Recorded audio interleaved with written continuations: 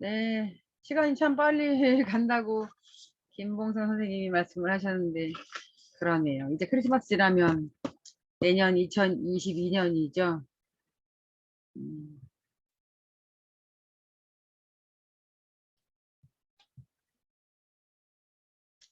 1년이 굉장히 짧아요. 그래서 오래 사는 비결은 남들보다 1시간 먼저 일찍 일어나고 남들보다 1시간 늦게 자고 하면 좀 더 일찍 사는 게 아닐까. 네, 그런 생각 해봤습니다. 네, 감사합니다.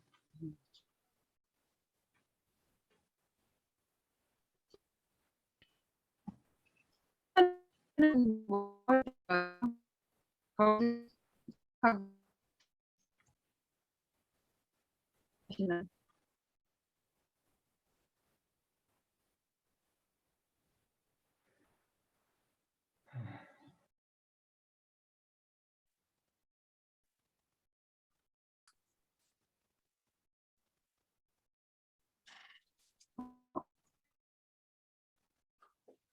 너무 화나면 모자 쓸까요?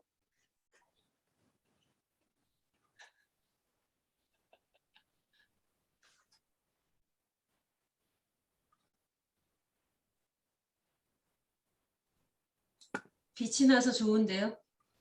아, 그래요? 밝아요? 네, 밝아요. 밝게. 아니, 강의실이 환해졌어요. 더 밝게. 확대. 아니, 그렇게 앉아 계셔야 빛이 나는데요? 아니, 이거 꺼놨다가 다시 켜진 거죠? 아니요. 저기 양희자 선생님 그게 그 뭐지? 끊겨요. 말씀이. 응. 아, 그럼 내 거가 지금 별로 안 좋다. 상태가 안 좋은가 보다. 우리가 언덕 위에 있는 집이잖아요. 여기 바람이 불면. 바람이 불어서 끊기나 보다. 아니, 지금 그 연결선이 밖에 흔들거려가지고. 아, 그런 거예요? 그런 것 같아요. 그렇지 않으면 꼭 이럴 때 꼭 이렇게 가끔씩 그러더라고요. 박영재 대표님, 되도록이면 모자 좀 써주시면 감사하겠습니다. 왜 빛나서 좋은데 왜 그러세요? 너무했다. 아니, 모자를 쓰셔야 더 멋있어요. 네, 네, 그런 모습이 우리한테 너무 익숙해서. 왜냐면 스팀이 나오면 머리로 이렇게 빠져나가야 된대요. 그 머리 위를 좀 이렇게 잘라드려야 되겠다, 모자를. 아, 그래야 되나? 네. 박영재 대표님은 낮에도 힘들으셨고, 일하시느라 바쁘시고, 또, 저희가, 운영위원회 하느라고 또 1시간, 2시간인가, 힘에 앉아있다가, 지금 또 다시 만나게 되었습니다. 네. 그래도 여기 계신 분들은 연말도 잘 보내시는 거고, 내년 연초도 이 공부하느라고 무척 보람된 시간을 보내는 것이 아닌가라는 생각이 들어요. 참 선택을 잘 하셨겠죠. 예, 그러면 박영재 대표님 오늘 강의가 뭔지 알려주시고 시작해 주세요. 네, 반갑습니다. 아유, 이번 주가 크리스마스 주간이네요. 네. 메리 크리스마스. 메리 다들 복된 성탄 맞이하시고요. 카톡방을 보니까 막 요즘에 이제 또 정치 시즌이잖아요. 그리고 정치적인 것도 이렇게 많이 올라오고 하는데 그렇게 정치적인 거 올리셨던 분들은 또 오늘 추수원도 안 하셨네 또. 네. 가급적이면 우리가 이제 뭔가 모임을 하거나 그럴 때 그 정치적인 거하고 그다음에 종교적인 것을 가급적이면 피하려고 해요. 성탄절이라 메리 크리스마스 하긴 했지만 아무튼 맨날 분쟁이 있거나 그러면 다 정치적인 이야기나 이런 종교적인 이야기잖아요. 그래서 저도 정치적 입장이 있고 종교적인 성향이 있긴 하지만 그럼에도 불구하고 가급적이면 상대방이 좀 불편하게 할 수 있는 그런 이야기들은 좀 가급적 피해 주셨으면 좋겠다는 생각이 듭니다. 물론 그것을 받아들이는 입장에서도 저 사람은 저런 입장이구나 이렇게 좀 너그럽게 이해를 해주시고요. 그러면 좀 더 우리가 좀 화해롭게 이렇게 좀 진행할 수 있지 않을까 생각합니다. 아무튼 오늘은 이제 지난주에 하던 거 마저 하기도 하고요. 그다음에 이제 새로 이제 아마 이제 작물 하나하나 세세하게 물론 빠뜨린 것도 있을 거예요. 그렇긴 하지만 작물에 대한 스토리를 이제 마지막으로 진행하는 날이 될 것 같습니다. 나머지하고 그다음에 이제 특용작물로 해서 이제 분류해서 특용작물별 이야기들을 하나하나 풀어나갈 생각입니다. 먼저 이제 지난 시간에 하다 말았던 것들 마저 하도록 하겠습니다. 네, 미나리과부터 해야 되죠, 그죠? 네. 지난 시간에 우리가 목화과 이거 했고요, 그죠? 네. 무궁화과 작물들. 아까 이제 무궁화과 관련해서 선생님이 이제 닥풀하고 그다음에 금화귀하고 구별법을 알아내시다고 하셨는데, 근데 사실은 이제 금화귀하고 이제 닥풀을 구별하는 법을 몇 가지 모델만 가지고는 못해요. 왜냐하면 중국에서도 금화귀가 없어졌어요. 제가 자료를 다 찾아봤더니 금화귀가 없어졌대요. 그래가지고 일부에서 이제 금화귀를 발견했다. 그래가지고 제시한 게 지금의 금화귀예요. 중국에서 금화귀가 없어졌어요. 네, 자료 한번 여러분이 이제 인터넷 검색하든지 책자를 보시면 금화귀라고 하는 게 있었는데 없어져가지고 사람들이 굉장히 많은 노력을 했나 봐요. 이 금화귀가 어디든지 찾으려고. 그래서 찾아낸 게 지금의 금화귀예요. 그래서 우리 이제 뭐 닥풀 한 포기하고 금화귀 한 포기를 놓고 이렇게 비교했다고 하는데, 나는 오히려 군락을 한번 나름 군락을 만들어 놓고 금화귀하고 닥풀하고 모두 다 심어 놓고 그 중에서 금화귀만 한번 찾아내라. 이렇게 해보면 훨씬 더 분명하게 찾아낼 수 있을 것 같아요. 사실은 아직은 제가 보기에는 저도 눈썰미가 보통이 아니거든요. 금화귀하고 닥풀을 이렇게 구별하는 뭐 작물들이 이거고 저거고 이게 하나의 동정이라고 하잖아요. 그런 과정들을 안 해본 게 아닌데, 아무튼 뭐 인터넷에 떠오르는 것도 많이 떠 있어요. 닥풀하고 뭐 금화귀하고 구별하는 뭐 굉장히 많이 떠 있는데, 사실은 뭐 이파리가 넓고 얕고, 이것은 초기에 나오는 이파리는 넓어요. 그러다가 점점점 얇아져요. 그때 꽃이 피었을 때는 다 얇아요. 밑에 잎은 좀 넓고 상대적으로 꽃이 있는 쪽은 얇고, 그래서 이걸 동정하기가 쉽지 않다. 제가 내린 결론이에요, 결국. 물론 이제 우기면 또 강하게 우기는 사람이 또 이기잖아요. 그렇긴 하지만 아무튼 우리가 하나하나의 작물에 대해서 알아나가는 데 있어서는 정말 외형적인 부분뿐만 아니라 좀 더 세밀한 노력이 필요하지 않을까 이렇게 생각을 합니다. 자, 오늘은 이제 미나리과 작물입니다. 미나리과 작물. 흔히 이제 산형과라고 하죠. 산형과. 그래서 처음에는 이제 이 산형과 작물을 저는 이제 이 꽃이 피는 모양이 우산 모양이에요. 그래서 우산 산자의 우산 모양을 닮은 꽃, 이렇게 이제 자꾸 이제 설명을 했는데, 한자를 보니까 우산 산자가 아니더라고요. 나중에 이제 한번 여러분이 산형과 한번 찾아보시면 되겠지만, 꽃이 이제 흩어져 있는 그런 모양이고, 좀 다른 한자였어요. 제가 한자를 찾아봤었는데, 아무튼 근데 이제 보통 이 당근이라든지 미나리라든지 방풍, 참나물 이런 이제 작물들, 밑에 있는 구릿대라든지 바디나물, 강활, 궁궁이, 고본, 전호, 시호, 파드등나물, 회양, 참반디, 개발나물, 사상자, 기름나물 뭐 이런 것들이 다 이 미나리과에 속합니다. 이 미나리과가 굉장히 그 참나물에서 보듯이 나물 종류에서부터 그다음에 그 약용작물로 굉장히 많은 분야를 차지해요. 이게 자체가 이제 햇빛을 많이 필요하는 작물도 있지만 햇빛을 덜 필요하는 작물에서부터 그다음에 건조한 지형에서 자라는 작물에서부터 아주 습한 그 냇가에서 자라는 작물에서까지 차지하는 분야가 굉장히 넓어요. 그만큼 굉장히 이제 그 종류도 이 미나리과에 속하는 작물도 굉장히 다양하다는 의미죠. 그리고 이 미나리과는 공교롭게도 상호간에 서로 이제 당근이라 참나물, 미나리하고 방풍 뭐 이렇게 다르잖아요. 그럼에도 불구하고 야생에 있는 파드등나물이라든지 바드나물이라든지 강아리라든지 뭐 이런 것들과 교잡의 가능성도 굉장히 넓어요.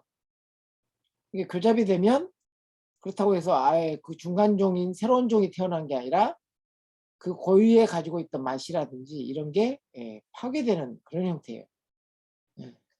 그게 교잡이 된다면 훨씬 더 다양한 품종들이 만들어졌겠죠. 물론 이제 그런 것도 있긴 하지만 원래 가지고 있던 맛이라든지 고유의 형질이 약간씩 왜곡되는 그런 형태로 나타나는 게 이 미나리과의 특성입니다. 그래서 이제 채종을 하려면 관련해서 그 인근에 그 당근을 채종하려고 하는데 근처에 미나리가 있다든지 이런 것들을 피해야 되고, 그다음에 야생에 이제 들판에 있는 것들은 가급적이면 그것의 고유한 형질들을 찾아 나가려고 하는 노력들을 별도로 해야 된다는 그런 이제 특징이 있는 겁니다.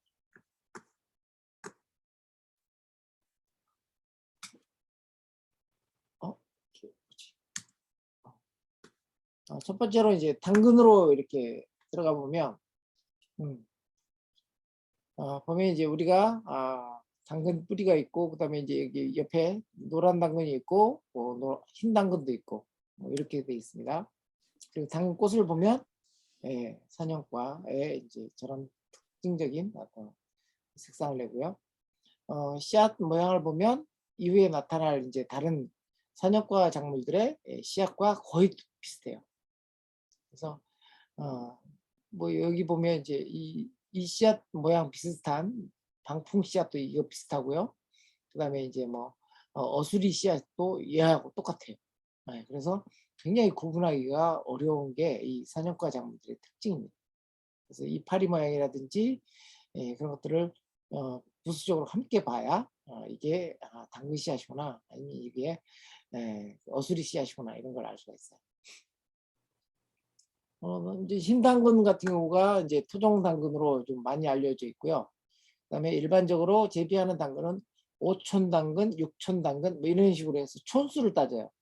이제 뿌리의 길이를 얘기하는 거예요. 5촌, 6촌 이런 식으로. 그래서 이제 대개 당근의 종자들은 일본 종자들이 굉장히 많습니다. 5촌 당근, 6촌 당근 다 일본 종자예요. 그리고 이제 흰 당근하고 또 이제 노란 당근 일부가 이제 토종 당근이 있는데, 되게 여기 흰 당근의 뿌리 모양으로 굉장히 이렇게 길게 뿌리가 내려 있는 그런 특성을 가지고 있어요. 그래서 대부분의 이제 뿌리 작물들, 도라지라든지 더덕이라든지 뭐 이런 뿌리 작물들이 가지고 있듯이 똑같이 이런 뿌리 작물들은 우리 인삼이 가지고 있는 뭐라 그러죠? 사포닌 성분이 다 있어요. 당근에도 있고요.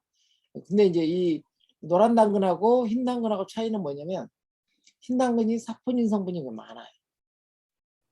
그러니까 사포닌은 우리 인삼에 있으니까 인삼에 있어서 굉장히 중요한 작물이잖아요.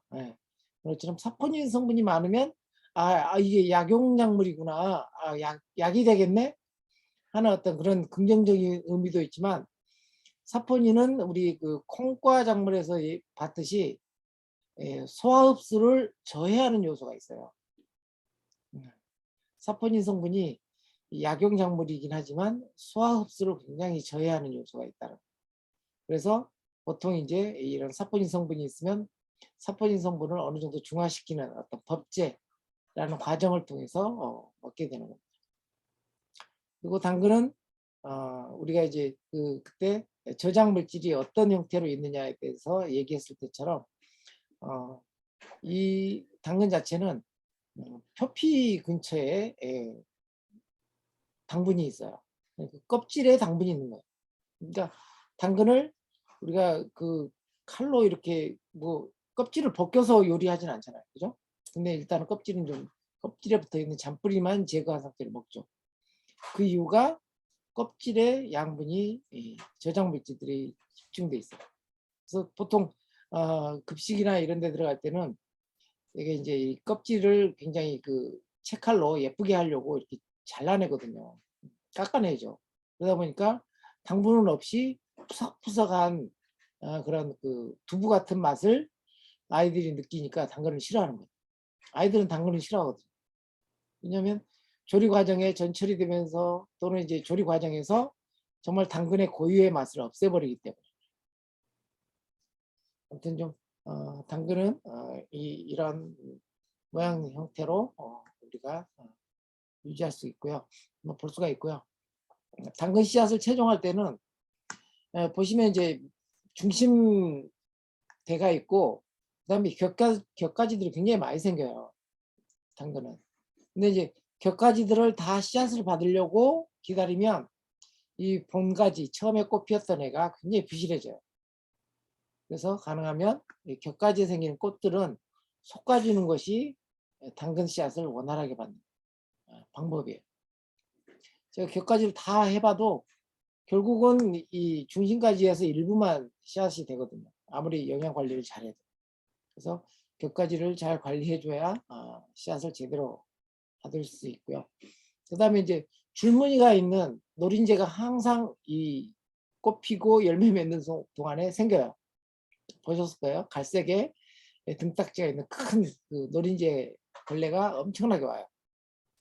그 노린재가 이 사냥과 작물에 특화된 노린재예요.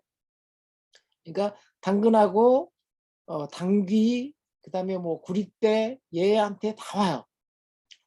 사냥과에 오는 그 줄무늬 노린재. 걔네들을 이제 손으로 이제 일일이 잡아줘야 되는 그런 이제 어려움이 있는 게 이 당근 채종의 어려움. 이거 안 해주잖아요. 나중에 보면 이 노린재들이 다 그 꽃에서 하는 게 아니라 열매에서 씨앗에서 씨앗을 다 갉아먹어요. 그래서 나중에 보면 쭉쟁이들이 대부분이에요. 그래서 줄무늬 노린재를 잘 방지하는 게 이 당근 채종에 있어서 그냥 걸림돌이기도 합니다. 그 다음에 미나리. 미나리. 보통 이제 이른 봄에 굉장히 많이 출하되는 게 이제 이 미나리인데, 미나리는 꽃이 피긴 하지만 씨앗이 안 맺혀요. 제가 이제 올해 미나리를 재배하면서 꽃이 피길래 한번 이제 씨앗이 맺히는지 안 맺히는지를 계속 관찰하면서 이제 봤는데, 씨앗이 안 맺혀요. 그러니까 이게 아마 이제 배수채 라든지 뭐 이런 형태로 돼서 아마 이제 불임 꽃인 것 같아요. 그래서 미나리는 대부분이 이 포복하는 줄기로 번식하라는 게 이 미나리의 특징이에요. 미나리 뿌리로. 그래서 보통 이제 불미나리, 밤미나리, 그다음에 물미나리 뭐 이런 형태로 이제 구분을 해요. 근데 사실은 이 구분은 의미가 없어요. 최종적으로 보니까. 왜냐하면 밭에서 건조한 데서 이 미나리를 키우면 다 불미나리가 돼요. 불미나리는 이제 줄기가 뻘겋게 바뀌는 미나리거든요. 그리고 밤미나리도 마찬가지고 불미나리도 마찬가지. 하나의 미나리가 재배하는 환경이 어떻게 바뀌느냐에 따라서 형질이 바뀌는 그런 거지. 애초에 불미나리가 있고 밤미나리가 있고 물미나리가 따로 있는 건 아니다. 라고 하는 부분을 말씀드릴 수 있을 것 같습니다. 어떤 미나리는 뿌리를 이제 이식을 해서 이렇게 심는 거고요. 이 미나리가 이제 아무래도 물미나리 형태보다는 불미나리 형태로 있을 때 훨씬 더 맛이 진하고 강한 게 특징이에요. 제가 이제 그 수원으로 장가를 와가지고 평생 동안 집에서 못 얻어먹은 게 이 미나리예요. 예. 예, 저는 미나리 굉장히 좋아하는데 그 사람들의 이제 식성이 이제 예, 식성에 따라서 가정 주부의 식성에 따라서 뭐 얻어먹을 수 있냐 없냐가 이제 결정나는 것 같더라고요. 저희 장모님이 이제 주부를 이제 주방 책임자였죠. 근데 저희 장모님이 미나리를 엄청 싫어요. 왜냐하면 이제 그 거머리 있고 막 시궁창에서 길러낸 미나리를 왜 먹느냐 이러면서 안 해줘요. 그래가지고 저희 장모님이 살림을 하는 동안 미나리를 먹어본 적이 한 번도 없어요. 식당 가서 이제 먹어야 겨우 먹을 수 있었죠. 네. 그만큼 이제 예, 못 먹었는데 미나리는 그 주로 이제 자연 정화 작물로 굉장히 유명하죠. 그러니까 시궁창에서 이렇게 길러내는 물이니만큼 수질을 개선하는 정화 식물로서의 특징이 굉장히 강해요. 근데 단점이 있어요.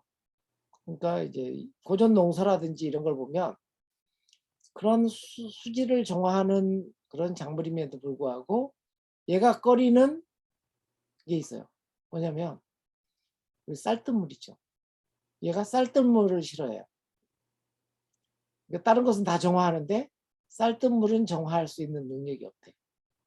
그래서 제가 이제 이런 그 자연 생태적인 그 텃밭 설계하면서 가정에서 이렇게 나오는 시국물이라고 그러죠. 설거지물 이런 것을 정화할 수 있는 텃밭을 설계했는데 그때 그 자료를 보고 자연 정화할 때 그 부엌에서 내놓는 물질 중에서 가급적이면 쌀뜨물은 그냥 내버리지 말고 따로 처리해야 되겠다라는 생각을 한 게 이 시금치 때문이에요. 시금치는 쌀뜨물을 정하는 능력은 없습니다.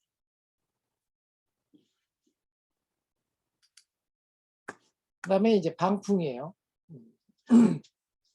자, 방풍에는 여러 가지가 있어요. 세 가지가 있어요. 보시면 이제 원방풍, 이게 한의학에 나오는 방풍이에요. 그러니까 방풍이라는 의미는 풍을 막는다. 그러니까 우리 연세 드시면 입 돌아가고 뭐 이런 그런 병을 이제 풍이라고 그러잖아요. 손 떨리고 아예 거동을 못하는 그런 풍을 막는 약재로 쓰이는 게 이 방풍이라는 거예요.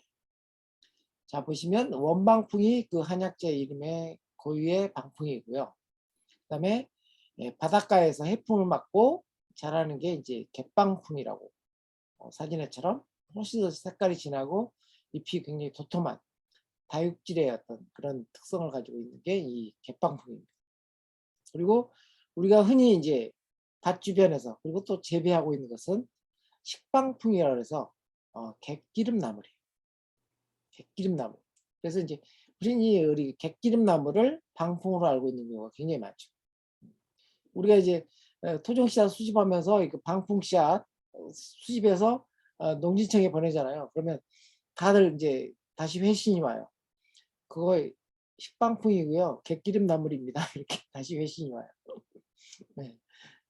자, 아셨죠? 방풍하고 갯방풍, 그다음에 식방풍은 다릅니다. 그리고 우리가 대부분이 방풍이라고 먹는 것은 식방풍, 갯기름나물. 근데 약효는 같아요. 네.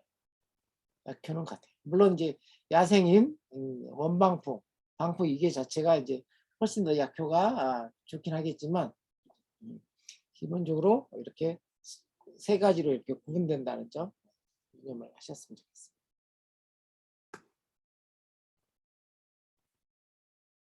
이게 이제 갯방풍은 슬로푸드에서 해방풍이라 그래가지고 울진에서 이제 그 마세 방주에 최근에 이제 작년인가 재작년에 등재한 게 이 갯방풍이에요. 그래서 이제 농가들한테 이것을 이제 재배하기 위해서 별도로 이제 슬로푸드 또는 이제 지역 특화 작물로 했던 게 이 해방풍, 갯방풍입니다.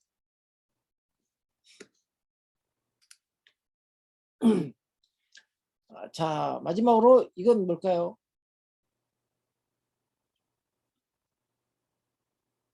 네, 참나물입니다. 참나물. 근데 참나물이 양쪽으로 이렇게 나눠져 있죠. 하나는 참나물이고 하나는 파드득나물입니다. 파드득나물. 우리 흔히 이제 파드득나물은 그 굉장히 유명해요. 파드득나물은 우리 시중에 나와 있는 대부분의 나물이 파드득나물이라고 보시면 돼요. 대부분의 시중에 나와 있는 작물이 파드득나물입니다. 흔히 이제 미츠바 참나물이라고 그러죠. 미츠바라는 게 새잎 참나물이라는 뜻이거든요. 일본 말로. 네. 그래서 대부분이 이제 미츠바 참나물을 우리가 참나물로 알고 있어요. 자, 어느 게 참나물이고 어느 게 미츠바일까요? 왼쪽이 참나물. 왼쪽이 참나물. 그다음에 오른쪽은 그러면 파드득. 네. 그죠? 보시면 참나물은 사냥과라 그랬잖아요. 그죠? 사냥과처럼 보이는 꽃이 어떤 거죠? 왼쪽 거잖아요. 그죠? 이게 참나물이에요. 왼쪽 게. 아까 그 우리 당근 꽃처럼 똑같이 이렇게 모아져 있는 게 파드득나물은 우산 모양은 안 돼 있죠. 오른쪽에 있는 것은. 얘가 파드득나물이에요. 근데 우리는 시중에서 참나물하고 사면 다 이 파드득나물을 가지고 먹는 거예요. 근데 실제 참나물은 이 왼쪽에 있는 참나물입니다. 제가 우리 홍수덕 선배하고 재작년에 화천에서 수집을 했어요. 참나물을. 네, 화천에서 어르신이 산에 가서 키웠다고 그래가지고 하우스에서 막 이렇게 뿌리째 뽑아줘서 키운 참나물이 있어요. 근데 재배해 봤더니 파드득나물이었어요. 꽃이 이렇게 펴요. 참나물은 지금 현재 굉장히 귀한 나물이 됐어요. 농가에서도 잘 몰라요. 그러니까 오랫동안 뭐 산에 돌아다니면서 이렇게 키워보셨다는 할머니들조차도 아직도 파드득나물을 참나물로 이렇게 취급하고 계세요. 그래서 이제 이 산나물 분야는 뭐 아까 얘기했던 동이나물, 그 전에 얘기했던 동이나물하고 뭐 곰치에서부터 굉장히 다양한 그 분류들이 이렇게 있어서 그걸 비교하고 제대로 이렇게 찾아나가는 것이 우리한테는 이제 숙제로 남아 있습니다. 아무튼 우리 농가에서 이제 재배하는 이제 산에서 키워서 재배하는 작물조차도 어쩌면 이제 어른들의 기억 속에서 왜곡돼서 이렇게 전래되는 게 굉장히 많고 그 원래의 본류를 찾아 나가는 노력들을 우리가 해야 되지 않을까 이렇게 싶습니다. 자, 이렇게 이제 우리가 토종 채소 작물로 가직과 국화과, 무궁화과, 미나리과에 대해서 했고요. 이제 다음으로는 그다음에 특용 작물 편을 하도록 하겠습니다.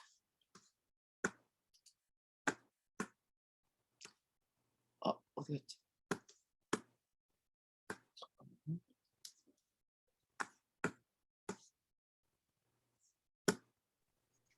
넘어가기 전에 질문 좀 네. 해주실 것 질문이 같아요. 들어왔나요? 있나요? 질문, 네. 네. 잠깐만요. 질문 잠깐 볼게요.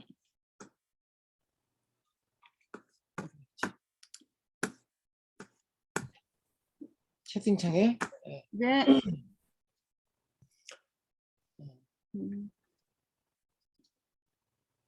노린재 벌레가 당근에서 씨앗을 망쳐 놓는다고 하셨는데 우리가 먹는 당근 뿌리의 품질에도 영향을 주나요? 누구죠? 아이, 진섭 씨구나. 진섭 씨는 참 엉뚱한 질문을 많이 해요. 왜냐면 우리가 먹을 때 당근은 꽃필 때의 당근이 아니잖아요. 그죠? 예. 그러니까 우리가 재배할 때의 당근은 이 노린재가 안 달려들어요. 근데 이제 당근이 물론 이제 좋은 질문일 수 있네요. 당근은 이제 장일성도 아니고 단일성도 아니고 중일성이에요. 그러니까 봄에 일찍 파종하면 가을에 씨앗이 맺고 가을에 놔뒀다가 이른 봄에 꽃이 피기도 하고 아무 철에나 이제 꽃이 피는데 우리가 재배용으로 당근을 할 때는 꽃이 피기 전에 이제 수확을 해요. 꽃이 피면 이미 당근이 먹을 수 없으니까. 이 노린재는 꽃이 필 때 꽃하고 꽃에 맺힌 씨앗을 먹는 거라서 노린재 벌레가 당근 수확에는 영향을 미치지 않습니다. 자, 그러면 오늘은 이제 또 마지막 작물로 화면이 좀 크게 나오나요? 아니요. 조금해요. 크게 해주세요. 네, 큰가요? 네. 공예작물과 관련된 것을 하도록 하겠습니다. 투경작물 뭐 이렇게도 얘기하고요. 공예작물은 이제 보면 이제 전분작물, 그러니까 이제 분말을 낼 수 있는 감자라든지 옥수수라든지 뭐 이런 분말작물이 있고요. 그다음에 이제 유료작물이 있죠. 그러니까 기름을 짤 수 있는 작물. 그러니까 식물들이 광합성을 하면 저장하는 게 세 가지예요. 우리가 필요로 하는 포도당, 전분, 포도당하고 전분은 같은 거예요. 그다음에 지방, 단백질, 우리 영양소의 3대 요소 있잖아요. 그죠? 탄수화물, 지방, 단백질. 이 세 가지로 이제 저장을 해요. 근데 포도당하고 지방, 전분은 이제 포도당은 이제 액상의 형태로 저장하는 거고, 전분의 형태는 고상, 그러니까 분말 형태로 저장하는 거잖아요. 근데 그리고 지방은 또 이제 이 유류 형태로 액상으로 이제 저장을 하는 거고, 그다음에 이제 단백질은 또 다른 이제 고상, 고체 형태로 저장하는 거죠. 근데 이제 전분이나 지방이나 포도당, 탄수화물은 분자식이 똑같아요. 분자 구조만 바뀔 뿐이에요. 근데 이제 단백질은 거기에 질소가 붙든지 황이 붙든지 이렇게 이제 아미노산이 따로 첨가되어야 단백질이 되는 거예요. 그러니까 우리가 포도당이나 뭐 그다음에 전분이나 뭐 설탕이나 뭐 이런 거, 꿀 이런 당의 형태로 뭔가를 음식을 먹으면 방귀 안 끼죠, 그죠? 근데 단백질의 형태로 먹으면 꼭 방귀를 껴요. 왜냐면 질소하고 황이라고 하는 게 첨가되기 때문에. 왜냐면 다른 것은 뭐 탄수화물, 전분, 포도당 얘네들은 몸 안에서 그대로 흡수돼요. 잔여물이 없어요. 근데 거기에 질소와 황이 들어가잖아요. 그러면 이것은 배출물이 필요한 거예요. 그게 배출되는 게 방귀예요. 여러분 이제 고구마라든지 또 방귀 잘 나오는 게 뭐죠? 뭐 마늘이라든지 뭐 이런 거 먹잖아요. 그러면 주로 이제 그 안에 있던 단백질의 찌꺼기들이 가스 형태로 배출되는 거예요. 아무튼 이제 저장 물질에 따라서 이렇게 전분 물질이라든지 유료작물이라든지 뭐 이런 형태로 이제 저장이 되는 거고요. 그다음에 이 식물이 광합성을 하면 또 만들어내는 게 뭐냐면 1차 생산물이 포도당이라고 그러잖아요. 그다음에 거기 2차로 들어가면 질소, 황이 붙어가지고 단백질이 되죠. 그다음에 또 만들어내는 게 뭐냐면 자기 몸체를 설탕이나 이런 거, 섬유나 전분이나 이런 것을 담을 그릇을 만들어요. 그게 이제 흔히 이제 베타 포도당이라고 하는 요소예요. 그러니까 식물은 광합성을 해가지고 설탕과 설탕 단지를 같이 만들어요. 설탕과 설탕을 담을 그릇을 같이 만드는 게 광합성이에요. 그러다 보니까 이 설탕 담을 그릇을 뭘로 만드느냐? 섬유로 만들기도 하고, 섬유작물처럼. 이런 식으로. 그 다음에 이제 이파리의 구조물을 만든다든지 이런 식으로 되는 거예요. 그래서 이제 되게 여기서 이제 섬유작물이라고 하는 것은 그런 것에서 나오고요. 그다음에 또 한 가지 향료라든지 양료라든지 염료라든지 뭐 이런 것들은 식물이 스스로를 보호하기 위한 물질이에요. 그러니까 포도당을 만들고 거기에다가 비타민이라든지 또 다른 미네랄, 뿌리에서 끌어올리는 또 다른 미네랄들을 하나씩 하나씩 붙이잖아요. 그러면 비타민 1에서부터 비타민 A에서부터 비타민 몇 가지지? 비타민이 한 25가지가 돼요. 비타민의 행렬이 이루어지는 거예요. 거기에 또 다른 미네랄이 붙으면 거기에 또 뭐 사포닌이라든지 아니면 폴리페놀이라든지 이런 물질들이 만들어지는 거예요. 그걸 보고 2차 생성물이라고 해요. 여기서 2차 생성물들이 보면은 여기 향료라든지 양료라든지 염료가 되는 거예요. 이걸 왜 만들었냐면 식물들은 자기 스스로를 보호하기 위한 물질로 만든 거예요. 자기 스스로를 무엇에서부터 보호해야 돼요? 가장 먼저는 햇빛에서 오는 자외선을 막기 위해서, 그 다음에 달려드는 벌레를 막기 위해서, 그 다음에 잡초를 막기 위해서 만들어내는 게 이 제2차 화합물이에요. 근데 이게 우리가 보기에는 쓰임새가 있는 거예요. 약으로 쓸 수 있고요, 향으로 쓸 수 있고요, 색상을 내서 염색을 하는 데 쓸 수 있게 된 거죠. 그래서 1차 생산물이 주로 전분, 기호, 당뇨, 유료작물이라고 한다면 2차 생성물은 염료, 그다음에 양료, 향료라고 보시면 돼요. 이게 다 식물들이 만들어낸 물질들이에요. 1차 생산물이 있고 거기에다가 뿌리들로부터 끌어올린 또 다른 미네랄을 붙이고 중합되고 복합되면서 만들어내는 물질인 거죠.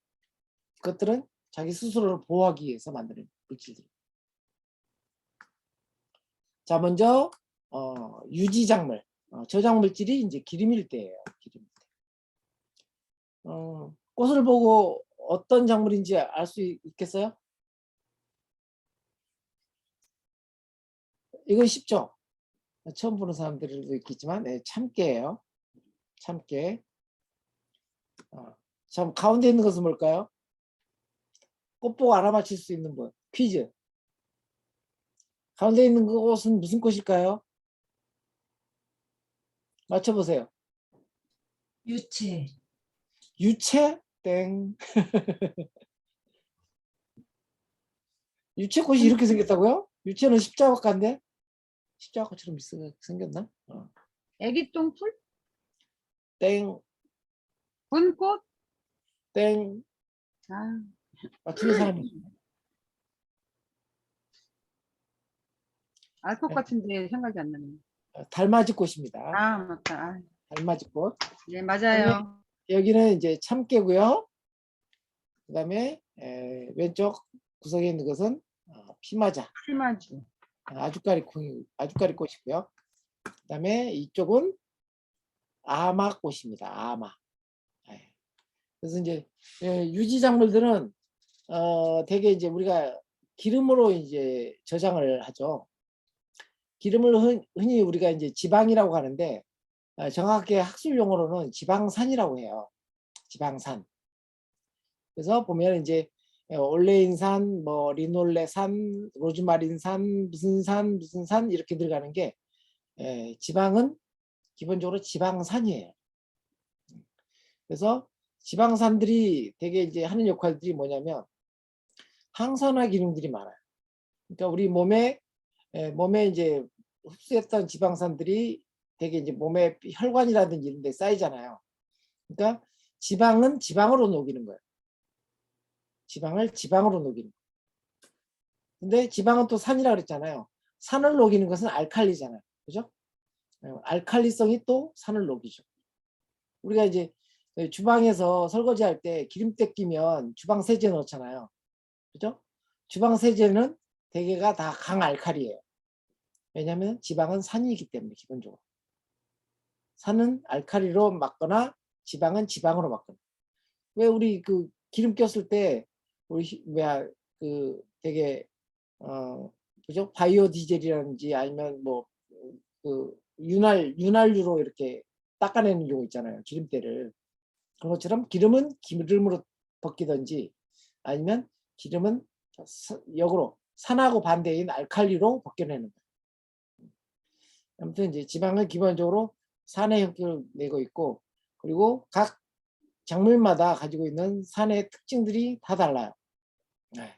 그래서 이제 이 지방산의 특징에 따라서 항산화 물질로 쓰기도 하고 식용유로 쓰기도 하고 그다음에 사료로 활용하기도 하고 아예 공업용으로 잉크를 쓰기도 잉크용으로 또는 페인트용으로 또는 이제 디젤 기름으로 이렇게 활용하기도 합니다. 자 이제 하나하나 넘어가 보면 먼저 이제 참깨예요. 이게 지도 그림이 굉장히 불투명하게 나왔는데 농림청의 자료를 가져왔는데 아무래도 인쇄물이라서 그런데요. 이 참깨의 원산지는 이제 보통 제가 맨날 물어볼 때 강의할 때 물어보는데 힌트를 주죠 항상. 열려라 참깨 그러면 다들 이제 참깨 고향을 알아내는 그런 힌트를 제공하는데 그러면 이제 다들 이제 아라비아 이렇게 얘기를 합니다. 네. 아라비아 지역이 이제 참깨의 원산지예요. 그래서 이제 우리나라에는 굉장히 일찌감치 이 실크로드를 통해서 이렇게 도입이 됐고요. 사실은 이제 열려라 참깨가 이제 아라비안 나이트 천일야화에 나오는 스토리잖아요. 근데 천일야화의 이야기들이 천일 동안 이제 그 공주가 그 자기 신랑을 아니 그 공주가 이제 시집 갔는데 그 신랑이 왕인데 얘가 엄청 폭군이에요. 그래서 시집 가면 첫날 밤에 신부를 죽여요. 그러니까 안 죽으려고 천일 동안 이야기를 털어놓는 게 천일 동안 이 신랑이 자기를 안 죽게 하려고 안 죽이게 안 죽으려고 천일 동안 이야기를 풀어놓는 거예요. 다양한 이야기를 풀어놓는 거예요. 천일 동안의 다양한 이야기 그게 천일야화입니다. 나중에는 이제 이 공주가 천일 동안에 그 왕을 이제 설득시키는 이야기를 푸는 바람에 안 죽고 살아남아요. 네. 그 이야기 중에 이제 이 알리바바와 40인의 도적에 나오는 게 이 참깨 열려라 참깨 이야기고요. 우리 흔히 이제 알라딘이 굉장히 유명하잖아요. 알라딘은 사실은 이제 이 천일야화를 보면 알라딘은 중국 왕자로 나와요. 중국에 왕자가 있었는데 중국에 있는 공주가 있고 중국에 또 이제 알라딘이 있었던 거예요. 중국 이야기예요. 알라딘. 그러니까 이제 이 실크로드에 있어서 나왔던 실크로드를 통해서 교류했던 다양한 나라들의 이야기들을 천일 동안 풀어낸 이야기라고 보시면 돼요. 그래서 참깨는 이제 알라딘의 이야기 속에서 영감을 받아서 이제 서역 그러니까 이제 중동 지역이라고 하는데 또 다른 설은 인도다라고 얘기하는 사람도 있어요. 알라딘의 천일야화에 나오는 알리바바의 40인의 도적 얘기는 인도 이야기다. 그러니까 참깨는 인도가 원산지다. 이렇게 보시는 분도 계세요. 아무튼 이제 참깨라는 이름은 들깨에 비해서 진짜깨라는 뜻을 가지고 있어요. 진짜깨. 그래서 쓸모가 많고 품질이 우수한 깨라는 의미를 가지고 있고요. 상대어가 이제 들깨죠. 들깨에 비해서 이제 참깨다. 그래서 한자로는 이제 지님, 지님. 임이 이제 그 참깨 임자거든요. 참깨 임자. 그리고 깨라는 용어는 아주 작은 열매를 뜻하는 우리 고유어라고 해요. 깨는 깨 같아, 죽은 깨 뭐 이런 것처럼 아주 작은 그 열매를 의미하는 용어였습니다. 그다음에 성명에 이제 세사몬 우리 이제 옛날 그 AFK에 보면 세서미 스트리트라고 그 탈 쓰고 나오는 동물 인형들의 얘기들이 굉장히 많잖아요. 세서미 스트리트 아직도 AFK나 이런 걸 통해서 아침에마다 이제 할 텐데 세서미의 이제 원래 어원이 됐던 게 이 새삼원. 그래서 이건 이제 히브리어 아카드어에서 기름을 의미하는 단어고요. 그다음에 종소명은 인디컴. 그래서 인도라는 뜻으로 이제 발견지 또는 이제 원산지를 의미하는 용어입니다. 그래서 참깨가 이 서역과 인도 이 근원지에서 출발했다는 것을 볼 수가 있어요. 참깨는 밑에 이제 오른쪽 밑에 그림의 붉은 배경으로 보면 되게 이제 네모깨, 육모깨, 팔모깨 뭐 이렇게 구분을 해요. 네모깨는 이제 씨앗이 들어가 있는 방이 네 개다 라고 하는 의미죠. 근데 이제 정확하게는 사실은 씨앗은 8줄로 들어가요. 이실사방 같은 거. 한 방에 2개씩 들어있기 때문에 대개는 8줄로 들어가고요. 36방은 12줄이 들어가고요. 48방은 16줄이 들어가요. 줄줄이 이렇게. 그래서 여기서는 이제 세로로 잘라놔서 정확하게 방의 모습을 볼 수 없는데 가로로 잘라놓으면 볼 수가 있죠. 그리고 이제 참깨는 대개 이렇게 이제 위에서처럼 수확을 하고 나서 이렇게 이제 말리는데 참깨를 농사를 잘 짓는 방법은 대개가 이제 이 참깨가 밑에서부터 이렇게 꽃이 피면서 위로 줄줄이 이렇게 매달려 갈 때 아래쪽 잎들을 따주는 게 수확량이 30%가 훨씬 더 이렇게 잘 된다고 합니다. 그러니까 그리고 아래 마지막에 꽃이 피었던 게 꼬투리가 버러질랑 말라갈 때 이제 베서 말리는 거예요. 근데 베서 말릴 때 여기 보면 잎사귀가 하나도 안 보이죠. 그런 것처럼 잎사귀를 다 따서 이렇게 쓰러지지 않게 겹치게 해서 이렇게 말리는 겁니다. 이게 거꾸로 매달아 놓으면 씨앗이 다 쏟아지겠죠, 그죠? 그러다 보니까 이렇게 세워서 이렇게 말리게 되면 수확을 할 수가 있고요. 참깨는 보통 이제 3번 탈곡을 한다고 그래요. 처음 이제 꼬투리가 벌어졌을 때 한 번 이렇게 털고, 그 다음에 더 말려서 털고, 3번 털게 되는데, 첫 번째 털었던 것들이 대개가 이제 처음에 씨앗이 맺혔던 밑에 쪽 것들이 굉장히 많이 나와요. 그래서 첫 번째 것들을 이제 씨앗용으로 대개는 많이 삼고, 두 번째, 세 번째 것들은 이제 기름 짜는 거 쓰는데, 세 번째 것은 기름 짜는 데도 쓰지 않고 가능하면 세 번째 것은 세 번째 탈곡한 것은 그 깨부생이 만드는 갈아서 깨부생이 만드는 걸로 세 번째 것은 활용을 하게 됩니다.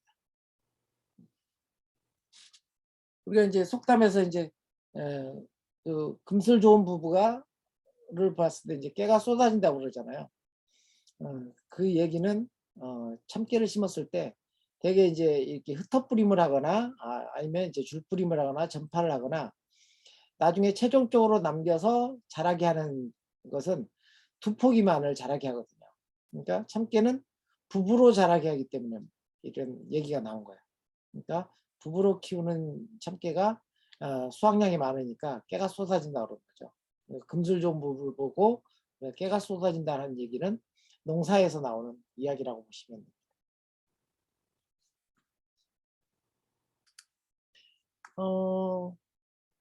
여기에 이제 제가 주석을 달았는데 이게 여러분한테 이제 나중에 보시면 좀 좋을 것 같고요.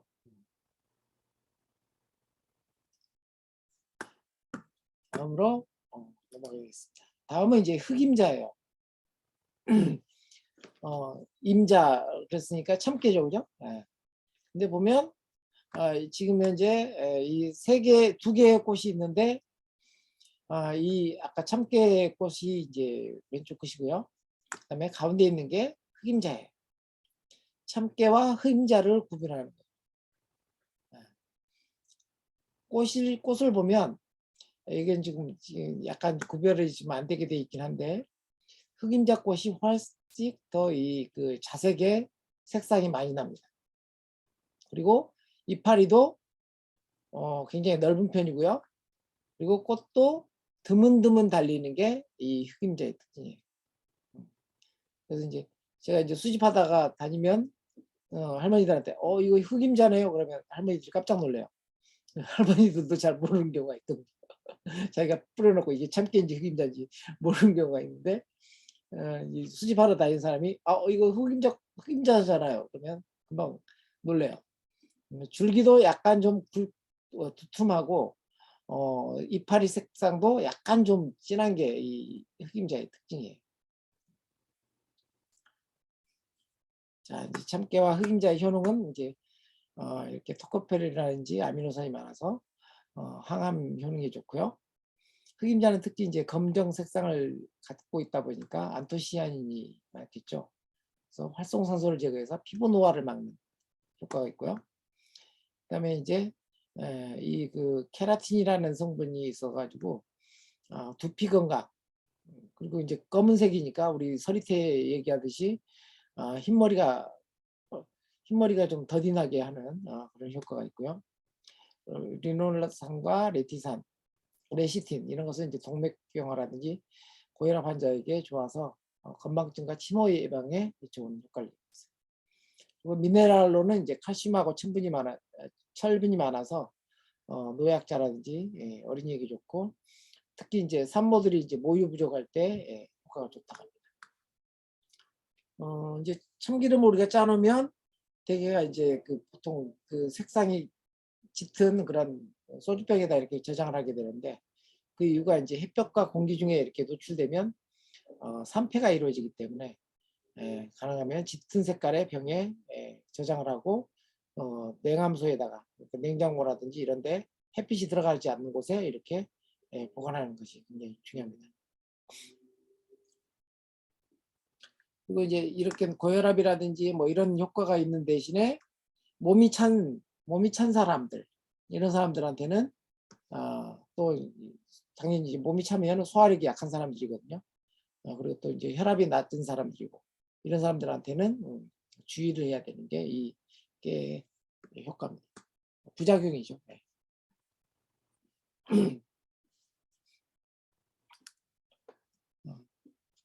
그리고 이제 여기 이제 주석에서 보듯이 참깨는 주로 이제 기름을 짜는 용도로 쓰이거든요. 그러다 보니까 참깨는 껍질이 얇을수록 좋은 품질이에요. 반대로 흑임자는 되게 갈아서 먹거든요. 그리고 또 그 한과라든지 뭐 이럴 때 들어가는 게 이 흑임자를 많이 쓰기 때문에 껍질이 두툼할수록 상품으로 취급합니다. 그래서 이제 최근에 이제 중국에서 다양한 이제 참깨들이 종자들이 많이 들어와서 농진청을 통해서 이렇게 보급이 되고 이게 굉장히 많이 달리거든요.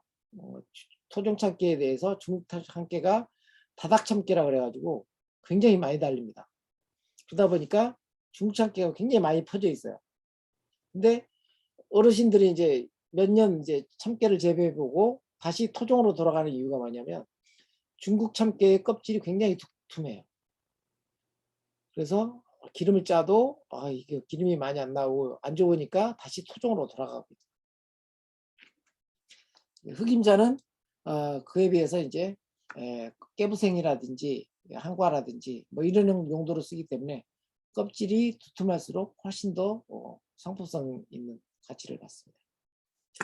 그리고 이제 여러분이 이제 꽃을 보시면 이렇게 이제 꽃이 하나 피어 있는 이런 모습을 볼 수 있는데, 대개 참깨꽃은 한 자리에서 3개의 꽃자리가 있어요.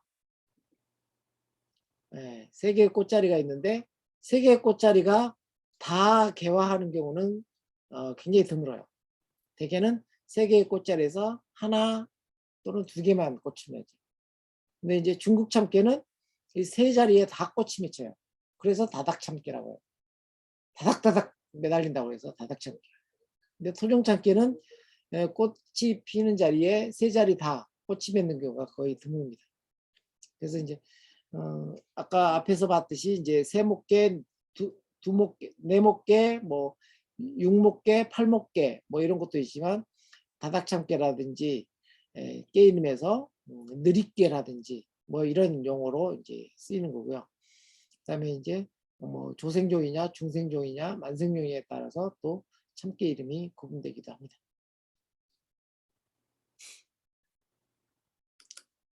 자, 그 다음에 이제 들깨예요. 들깨. 들깨는 이제 식물 분류학상으로는 꿀풀과예요. 꿀풀과. 여러분이 이제 야산이라든지 이런 데 가보면 이런 모양의 꽃을 피는 야생의 작물들을 많이 볼 수 있어요. 이렇게 다닥다닥다닥 매달려서 올라가는 꽃들, 이런 것들이 이제 꿀풀과의 특징이고요. 그래서 야생화들도 굉장히 이런 꿀풀과에 속하는 야생화들이 많죠. 1년생 초본이고 동부아시아 지역, 그러니까 이제 우리나라를 포함한 인도, 중국, 동북부 지역에서 예로부터 오랫동안 재배해왔던 작물이기도 해요. 우리나라 최초의 이제 농소인 농사직설에도 들깨를 유마라고 이렇게 또는 이제 수임자라고 이렇게 기록하고 있고, 임원경제지에는 이제 2개의 품종이 있었다 그랬는데 하나는 소개임, 하나는 수소마다 이런 식으로 기록도 하고 있습니다. 그래서 우리나라가 이제 원산지인 작물이라고 보시면 될 것 같고, 실제 이 들깨를 먹는, 전 세계적으로 들깨를 먹는 데는 이 동아시아를 빼고는 없죠. 특히 우리나라, 중국에서 또 우리나라에서 수입하는 게, 우리나라가 수입하는 들깨가 중국에서 오는 게 굉장히 많죠. 그만큼 우리나라가 이제 워낙 일찍부터 이렇게 옛날부터 먹어왔고 주요한 어떤 식재료였다는 것을 알 수가 있어요. 들깨 기름에 들어있는 이제 알파 리놀렌산이 있는데, 이게 이제 DHA, 우리 뭐 등푸른 생선에 있다고 하는 DHA라든지 EPA와 같은 오메가3 지방산이 들어있어서 고혈압으로 성인병 예방, 고혈압 등의 이제 성인병 예방에 좋고, 그다음에 DHA라든지 이런 것처럼 등푸른 생선 먹으면 머리가 좋아진다 그러잖아요. 학습 능력 향상에 효과적이라는 그런 이제 사실이 알려졌고, 그래서 이제 사람들이 잘 안 먹는 동물들한테까지, 닭한테 들깨 주면 닭 안 먹거든요. 근데 이제 닭한테 먹이고 돼지한테 먹이고 양식 어류한테 먹여서 이렇게 기능성 보조 식품을 만드는 사료에 이렇게 활용을 하고 있다. 우리가 야산에 이제 밭이 있으면 고란이라든지 멧돼지를 피하기 위해서 밭 둘레에다가 항상 심으라고 하는 게 이 들깨를 심으라고 하거든요.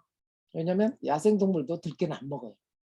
그래서 하는데 사람들이 잔인해서 오메가 계란, 오메가 돼지고기, 오메가 양식오류 만들기 위해서 들깨를 가공해서 이렇게 소돼지, 닭한테 이렇게 먹이고 있다고 합니다. 그다음에 이제 들깨의 변종으로 여기 위에 이제 표를 보면 차조기, 주름 차조기, 앞푸른 차조기, 푸른 차조기, 푸른 주름 차조기 등의 이제 5개의 변종이 있죠. 물론 이제 그 외에 적차조기도 있죠. 이것도 하나의 변종이에요, 똑같이.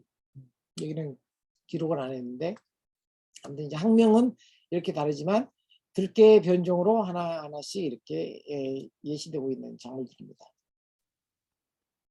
그리고 우리가 이제 깻잎을 먹을 때 잎사귀용 깻잎하고 그다음에 열매용 깻잎이 뭐가 다르냐, 여기에 이제 구분을 하는 거예요. 가운데 표를 보면 주로 이제 기름 짜기 위한 들깨들은 조숙종, 이게 일찍 씨앗을 맺는 애들, 조생종이라고 할 수 있겠죠.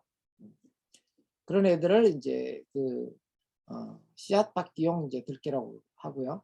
그다음에 만숙종, 느즈막하게 이렇게 씨앗을 맺힌 애들을 잎사귀용 들깨라고 합니다.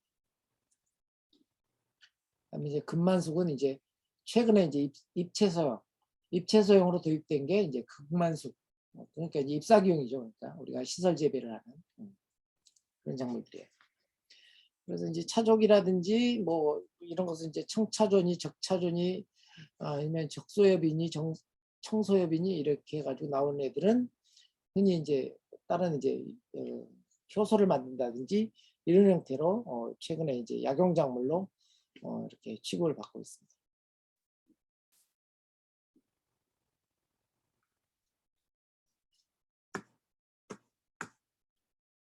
다음에 이제 다음 작물로 이제 피마자. 자, 이제 피마자는 원래 이제 한자명 비마자의 발음에서 유래했다고 그래요. 인도 및 아프리카가 이제 원산이고요. 국내에 재배된 것도 고려시대 정도라고 하니까 아주 오래됐죠. 피마자 말고 이제 다른 이름이 아주까리라는 이름이 있는데, 되게 이제 그 한자를 빌려 쓴 그 이두문자에서 아자가리라고 이렇게 한글 기록을 했대요. 그래서 도대체 이게 무슨 뜻일까 해명할 수 없었는데, 보니까 예로부터 인도에서 수입한 가리륵이라는 열매를 수입해서 약재로 썼는데, 이 가리륵하고 비슷해서 아자가리라는 이름이 유래했을 수 있다는 설이 있습니다. 아직은 정확히 알려진 건 아니에요. 속명은 이제 리시너스, 씨앗이 이제 양이나 개에게 들끓는 진드기를 닮아서 붙여진, 등에 붙어있는 진드기 모양으로 생겼죠, 그죠? 씨앗이. 그러니까 속명은 진드기 모양이라고 해서 붙여진 이름이고요. 그다음에 종소명 이제 커뮤니스는 보통의 통상의 의미를 이제 가지고 있습니다. 보통 이제 피마자는 청피마자, 적피마자 이렇게 있어요. 근데 청피마자하고 적피마자는 이파리는 똑같이 청색인데 줄기의 색깔이 청색인 게 청피마자고 줄기의 색이 붉은색인 게 적피마자예요. 근데 이제 최근에 관상용으로 들어온 피마자가 있어요. 그건 이파리도 빨갛고 줄기도 빨간. 그건 이제 도입종으로 관상용으로 입종된 그런 이제 피마자입니다. 그래서 되게 이제 적피마자가 많이 농가에는 있고요. 잎도 초록색이고 줄기도 초록색인 청피마자는 좀 귀한 편입니다. 이 두 가지가 이제 토종 형태고요. 그건 열매를 보면 알 수가 있어. 이 열매를 보면 약간 붉은기를 띠고 있어요. 적피마자는. 근데 청피마자는 이 붉은 기운이 없습니다. 그래서 씨앗을 보고도 이게 적피마자 씨앗인지 청피마자 씨앗인지 알 수가 있어요. 피마자 기름은 이제 리놀렌산이 풍부해서 두피의 혈액순환을 촉진하고 모발력 성장을 향상시키는 효능이 있다고 합니다. 그리고 이제 흡수력이 아주 빨라서 모낭 깊숙이 침투해서 영양분을 전달하는 기능이 있다고 해요. 우리 그 임봉쌤은 좀 필요하실 것 같은데 얼굴을 안 보여주시네. 예.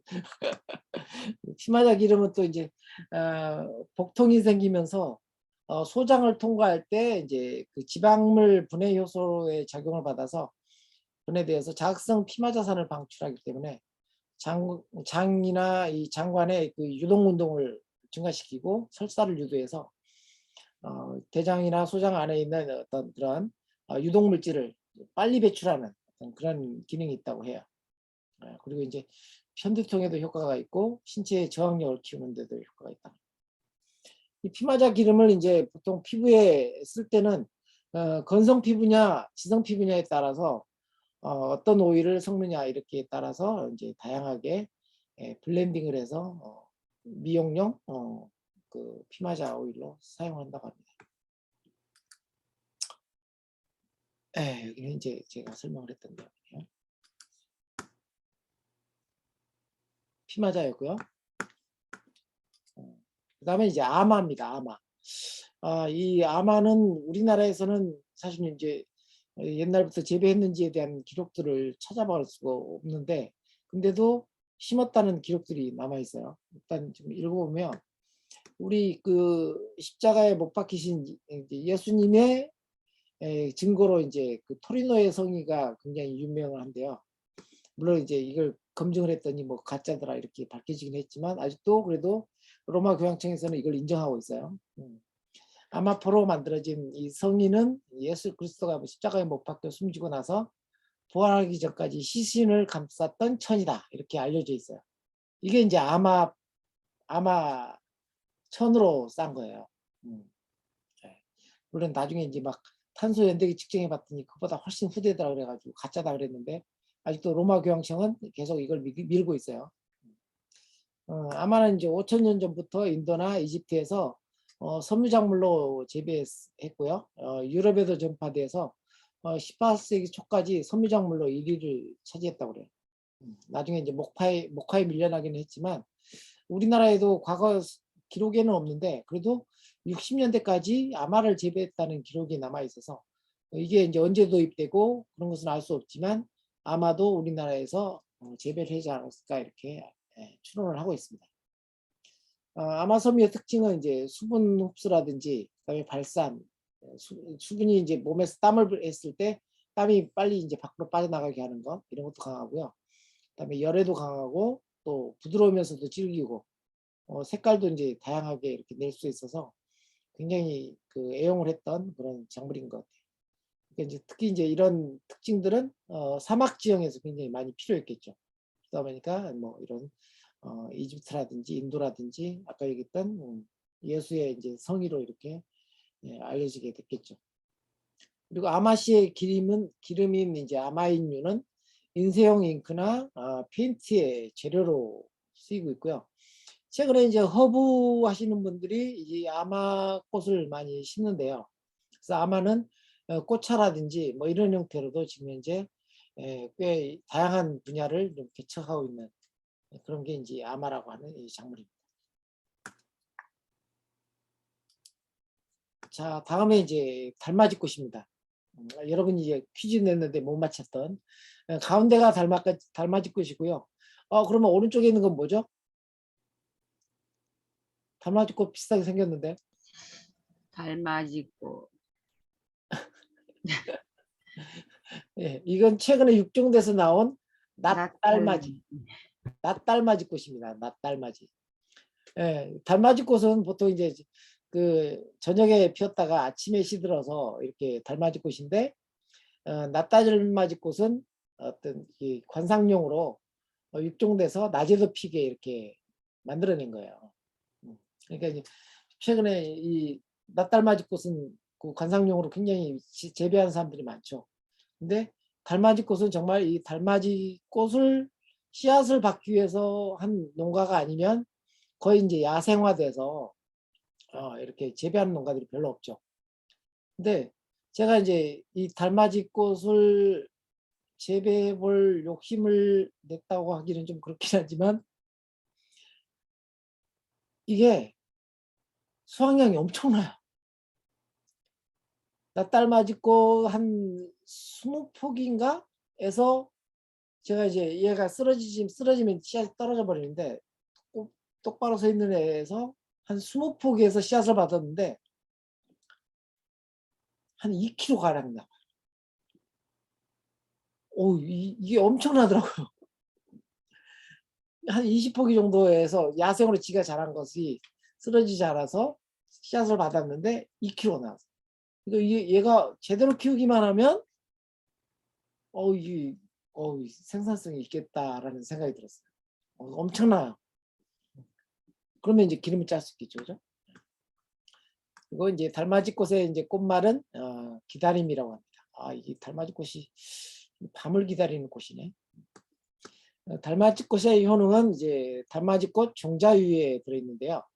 이 종자유에는 인체에 스스로 생성할 수 없는 지방산인 아까 얘기했던 리놀산이라든지 리놀렌산 그리고 아라키돈산과 같은 필수 지방산이 풍부한 게 특징이고요.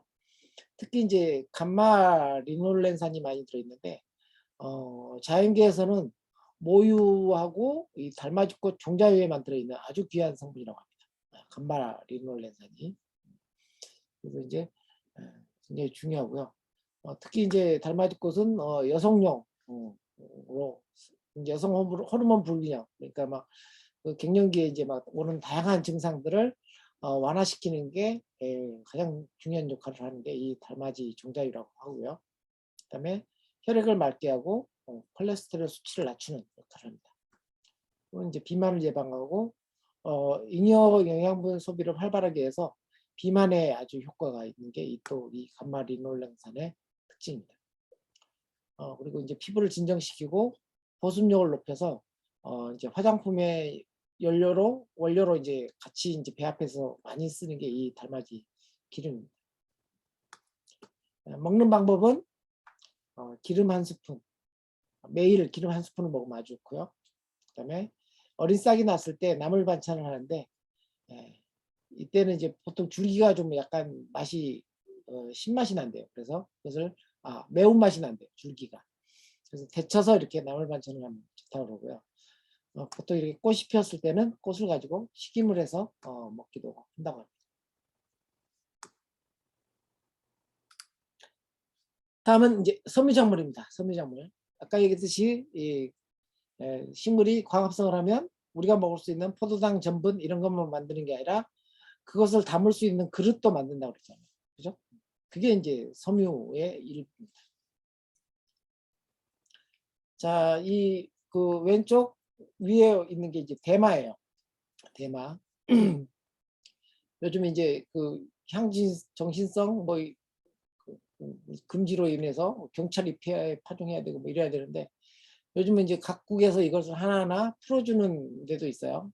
이게 이제 선천적인 이제 그 질병들을 막는 그리고 또 이제 치료하는 그런 치료제로 최근에 많이 알려져 있기 때문에 각국에서 이걸 하나하나 풀어주는 중입니다. 그리고 이제 중간에 있는 게 모시대.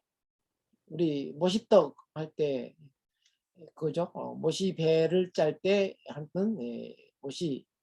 모시예요. 이게 모시풀이에요. 그다음에 이거 우리 아마는 했죠. 꽃이 피는 아마. 그다음에 섬유작물의 또 하나로 아래쪽에 보면 이게 뭐죠? 수세미죠. 수세미. 수세미를 이렇게 열매를 삶아서 이 겉껍질을 벗겨내면 이렇게 안에처럼 이렇게 수세미가 나옵니다. 그다음에 먹화는 우리가 했죠, 그죠? 먹화. 그다음에 이게 뭐죠? 어저기. 이것도 막근을 만드는 데 쓴다고 그랬죠. 그다음에 이건 또 뭘까요? 이거는 이제 당나무예요. 우리 한지를 만드는 당나무. 아마 이제 이 당나무는 제가 공주 수집할 때 봤던 거 봐서 촬영 산맥 이남에는 이 그 못이 아니 이 당나무들이 다 있는 것 같아요. 당나무들이. 그다음에 이제 이 오른쪽 끝에는 왕골이에요. 그리고 화문석을 짜는 왕골 이런 것들이 있습니다. 그래서 되게 이제 이 섬유작물들에 대해서 각각은 이제 설명을 안 드릴 거고요. 그 중에서 이제 이 그 주로 이제 많이 심으시는 작물 중에서 수세미를 예를 들면 수세미는 이제 요즘 뭐 시중에서 수세미 씨앗도 굉장히 많이 팔고 있기 때문에 이게 토종하고 그 아닌 것을 굉장히 구분하기가 어려워요. 근데 이제 대부분 끝이 뾰족한 것들을 이제 토종으로 이렇게 분류를 합니다. 끝이 이렇게 뭉툭한 것들이 있고 끝이 뾰족한 것이 있는데 끝이 뾰족한 것을 이제 토종으로 분류를 하고요. 그리고 저것을 이제 보통 한살림이라든지 이런 생협에서는 저렇게 이제 잘라서 일부 팔기도 하는데 최근에 이제 로컬 푸드라든지 이런 데 매장에 가봐도 이것들을 이제 상품화하는 분들이 굉장히 많더라고요. 그래서 이 그 수세미는 굉장히 좀 친환경적이고 그래서 많이 좀 재배를 해서 한번 이런 걸 가공하는 방법도 알아내는 것이 굉장히 좋을 것 같습니다. 그리고 이제 왕골은 이제 화문석을 짜는 그런 이제 작물인데 강화도 화문석이 굉장히 유명하죠. 근데 부여라든지 논산이라든지 뭐 이런 쪽에서도 마을별로 이 왕골을 다시 복원하려고 하는 그런 노력들이 좀 있는 것 같아요. 근데 굉장히 이제 손이 많이 가는 측면이 있고요. 왕골 재배 농가들한테 물어봤더니 되게 이제 왕골은 3번 수확을 한다고 그래요. 1차 수확, 2차 수확, 3차 수확을 하는데 첫 번째 수확했을 때가 왕골이 주로 이제 그 화문석용으로 쓰이고 두 번째, 세 번째용은 대개가 이제 다른 이제 조그만 소품들 만들 때 활용을 한다고 합니다. 이게 3번 수확할 수 있는데 되게 이제 이게 키가 굉장히 크거든요. 그래서 비가림 재배를 해야 되고 아니면 이제 비가림 재배라든지 줄을 들이워서 쓰러지지 않게 재배하는 게 관건입니다. 아마 이제 이런 그 왕골은 잡초 형태로 자라고 있는 것들도 많이 보셨을 거예요. 그건 이제 사실은 그런 애들은 이제 골풀이라고 하죠. 왕골이 아니고. 근데 걔네들 중에서 좀 더 키우고 성장시킨 게 성장시켜서 이렇게 공예용으로 이제 활용하게 된 게 왕골이라고 보시면. 자, 다음은 이제 염료 작물입니다. 염색을 하기 위한 작물들이에요. 대개가 이제 이렇게 천연 염료는 이제 황토도 쓰고 감도 쓰고 밤도 쓰고 오미자라든지 다양한 염색제를 쓰지만 우리가 이제 토종 작물 가운데서 눈여겨볼 수 있는 것은 우리 이제 그 오른쪽 끝에 있는 것은 우리가 봤죠, 그죠? 잇꽃이라고 했던 거. 그다음에 이제 왼쪽 끝에 있는 게 이제 지치예요. 지치. 그다음에 있는 게 자초. 그다음에 쪽. 지치는 이제 그 자주색을 내는 물질이고요. 염료고요. 그다음에 자초는 뿌리에서 노란색 염료를 내는 물질이고요. 그다음에 쪽은 파란색 색상을 내는 물질입니다. 그래서 이제 지치나 자초는 조선 그 시대 때 이제 진상품을 목록을 보면 전국적으로 지치 자초가 빠지지 않는 그 지역이 없더라고요. 그러니까 전국에서 지치 자초를 염료로 계속 이렇게 곡물로 올리라고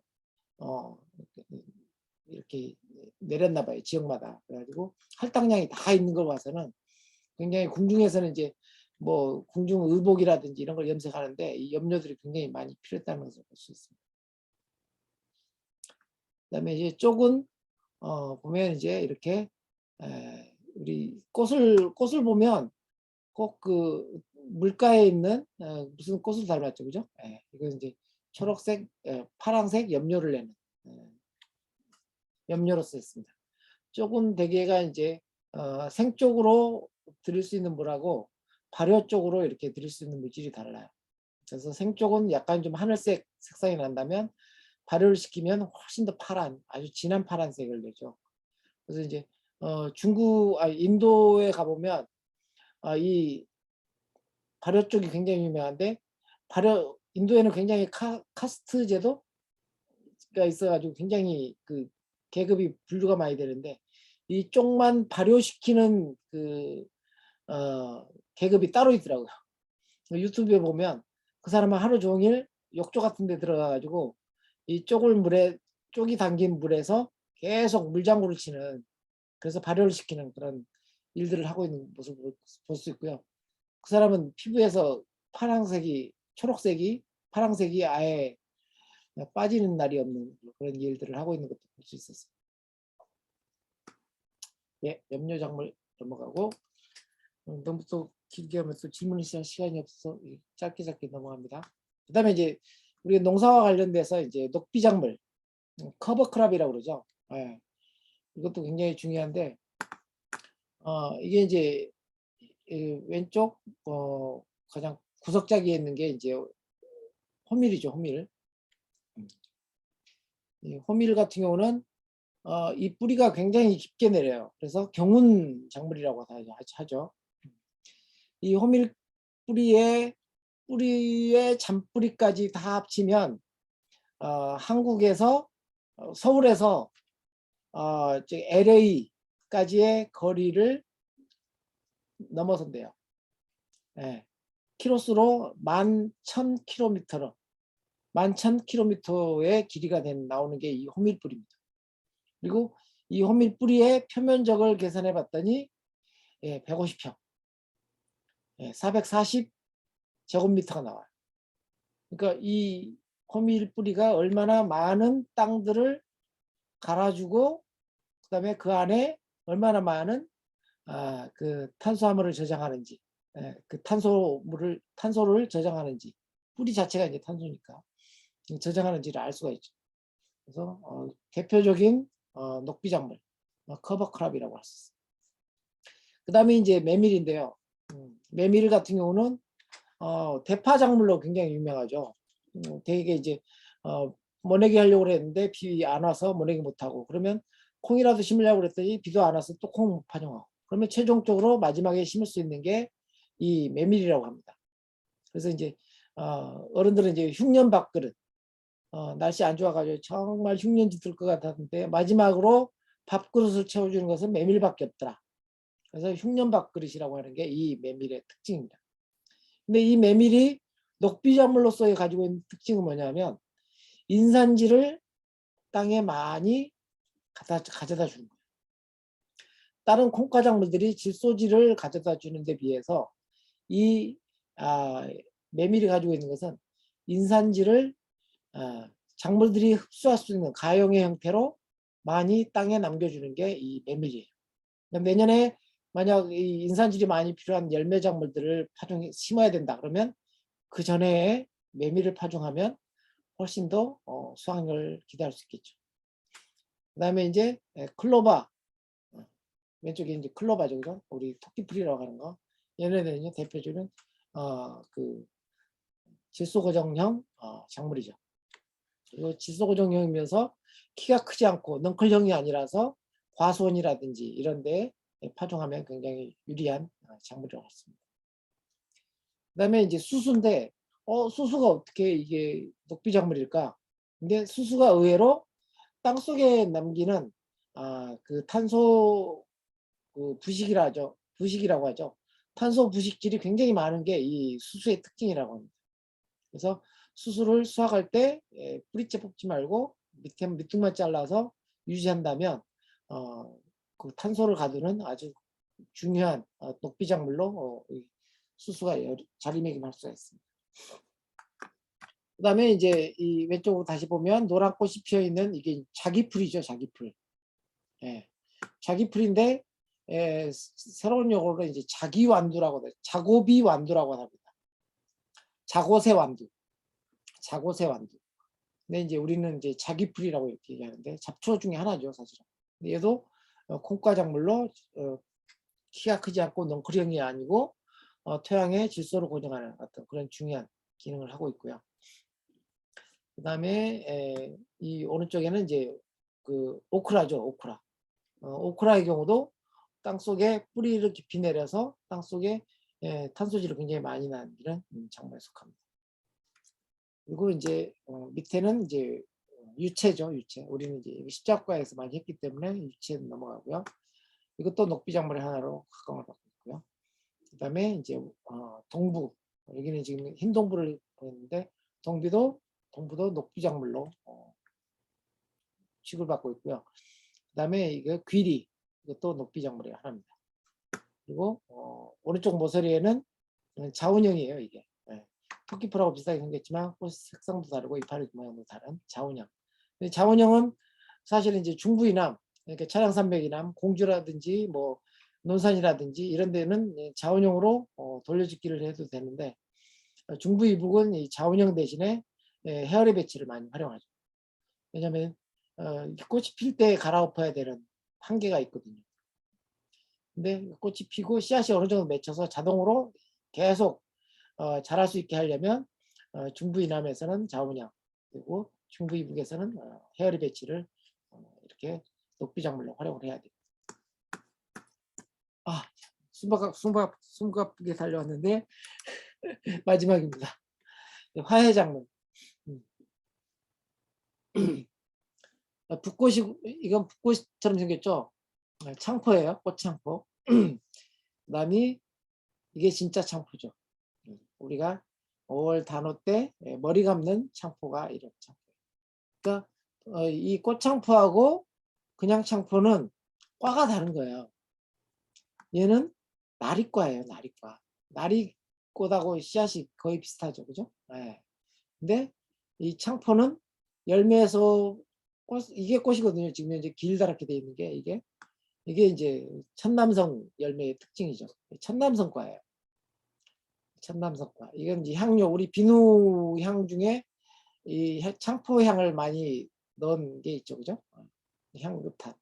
이게 이제 향료면서 이렇게 그다음에 이파리의 기세가 끝까지 구부러지지 않고 빰듯이 올라가는 창을 찌르는 듯한 그런 기세를 내고 있어서 이제 각광을 받고 있고요. 그다음에 가운데 있는 것은 이 창포하고 비슷한 과는 같고 이름도 좀 다른 석창포라고 하는 작물입니다. 석창포. 석창포도 향은 이 창포의 향과 비슷하죠. 그리고 이제 다양하게 그 난과 비슷해서 그 가치가 굉장히 많이 알려져 있고요. 그다음에 이 오른쪽에 있는 것은 상사화, 상사화죠, 그죠?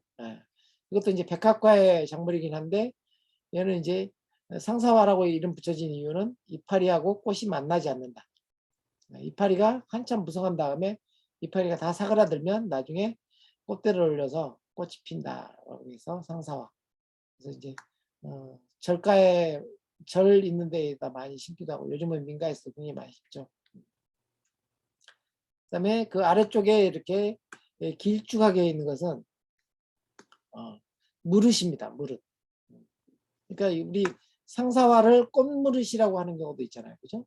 꽃무릇 물론 이제 또 다른 꽃무릇이 있긴 하지만 꽃무릇이라고 하는 것처럼 이 무릇도 대개가 이제 이게 백합과의 작물이에요. 그래서 햇볕이 많은 무덤가라든지 방죽가에 굉장히 많이 이렇게 군락을 이뤄서 심어지는 게 무릇이에요. 최근에 이제 우리 그 마세방주에 무릇을 가지고 이제 곰을 구워 먹는 곰탕처럼 이렇게 구워서 먹는 그런 재료가 이제 마세방주에 등재되기도 했습니다. 그 가운데 꽃은 비슷하게 생겼죠, 그죠? 얘는 이제 맹문동, 맹문동이에요. 그 차이는 무릇은 양지성이에요. 그래서 햇볕이 아주 좋아야 이렇게 잘 자라는데 반면에 맹문동은 음지성이라서 햇볕이 이렇게 가려지면 훨씬 더 잘 자라는 게 맹문동의 특징입니다. 맹문동은 이제 이렇게 화해적인 가치도 있지만 이 뿌리라든지 이런 거 가지고 약재로 많이 활용을 하죠. 그다음에 이게 이제 옆에 있는 관목 종류는 우리 흔히 이제 라일락이라고 알려져 있는 수수꽃다리 꽃이에요. 이 라일락이 우리나라의 이제 고유 이름이 수수꽃다리인데 미국에서 이것을 가져가면서 미스킨 라일락이라고 해서 다시 유행을 시켜서 우리나라로 다시 이 라일락을 유행시킨 그런 작물인데 우리나라의 고유종입니다. 그다음에 이제 왼쪽 끝은 미선나무. 우리 이제 미선나무를 못 보신 분도 계실 텐데 미선나무는 개나리꽃보다 한 2, 3일 더 일찍 피는 아주 봄의 전령이에요. 근데 형태는 이제 그 개나리하고 거의 수형은 비슷하게 생겼는데 꽃은 이제 개나리가 노란 반면에 얘는 하얀 꽃을 피고 나중에 씨앗이 맺혔을 때 씨앗의 형태가 이제 우리 옥황상제의 양쪽에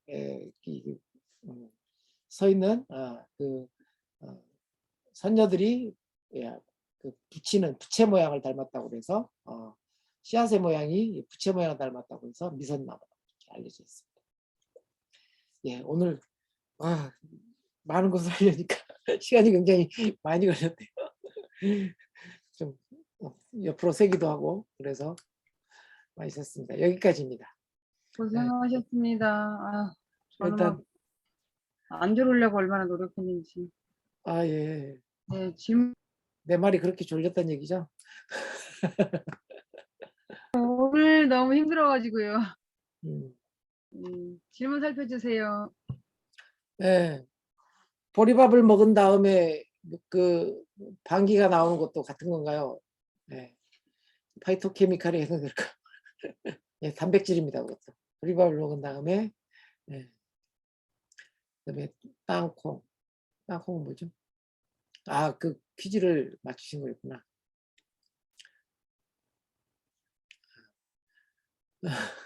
허지우님이 박혜경님한테 맞췄다고.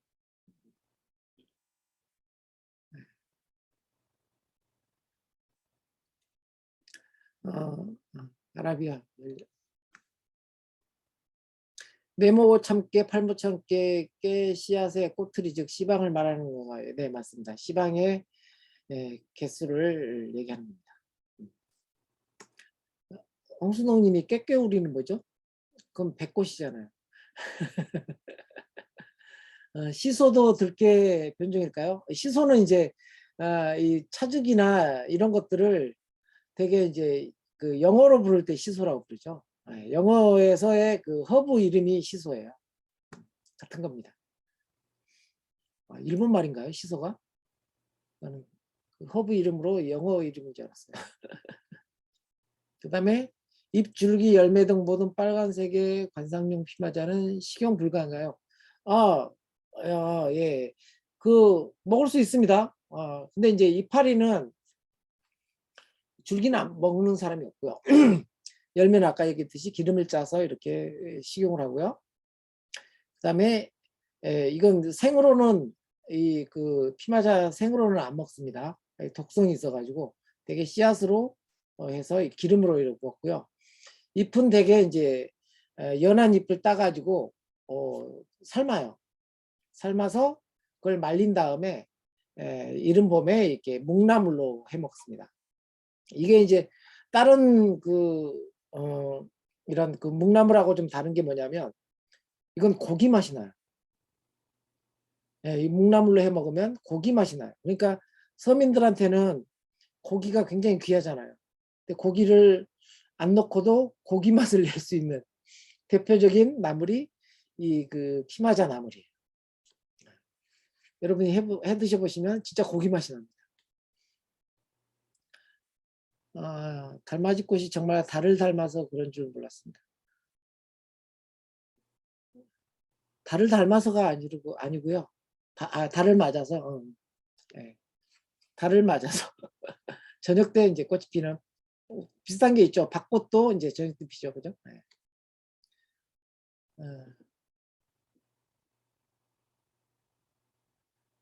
지치와 자초. 예. 세라님. 맞습니다. 제가 실수했네요. 예. 그러니까 아까 얘기했던 지치하고 자초는 같은 말이에요. 예. 그러니까 꽃에서 지치하고 자초는 같은 작물이고요. 두 번째 작물은 지황류가 맞습니다. 뿌리를 가지고 노란 염료를 내는 거고, 지치하고 자초는 같은 말로 자색 염료를 내는 물질입니다. 세라님이 제대로 지적을 해주셨습니다. 역시 허브 하시는 선생님이라. 네. 그다음에 모든 녹비작물은 수확시 뿌리는 그대로 냅두는 것이 좋을까요? 네. 그러니까 우리가 그 경운 관련해서 얘기했듯이 이제 부분 경운이라든지 그다음에 우리 전통 농법에서도 되게 이제 이 뿌리를 뽑아내는 것들은 뿌리가 수확용인 작물일 때를 제외하고는 뿌리를 안 뽑거든요. 그래서 안 들려요. 네? 안 들려요?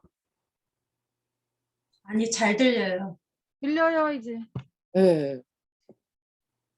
모든 녹비 작물들은 수확 시 뿌리를 그대로 두는 게 좋고요. 그렇지 않고 이렇게 이제 헤어리 배치라든지 그다음에 크로바라든지 이런 것들은 아예 그 지상부까지도 이렇게 가를 때 같이 이제 묻어주는 그런 형태로 하기도 합니다. 그래서 가능하면 생태적인 어떤 그 교란을 많이 안 해주는 게 좋죠. 유채랑 월동초랑 뭐가 달라요? 같습니다. 유채 월동초라고 부르기도 하고요. 이름이 좀 다양해요. 유채가 월동초입니다. 올리브와 같이 씨앗이 아닌 열매 과육에 많은 기름을 포함하고 있는 것도 유지작물에 포함하나요? 네, 이것도 유지작물입니다. 그러니까 저장물질이 저장물질이라든지 그다음에 우리가 활용하는 용도에 따라서 분류하는 기준입니다. 분홍꽃 미선나무, 흰꽃 미선나무 두 종이 있다고 알려주셨습니다. 제가 분홍꽃 미선나무를 못 봐서 네, 고맙습니다. 어저기 이름이 예쁘다고요? 어저기가 아니라 어저귀입니다.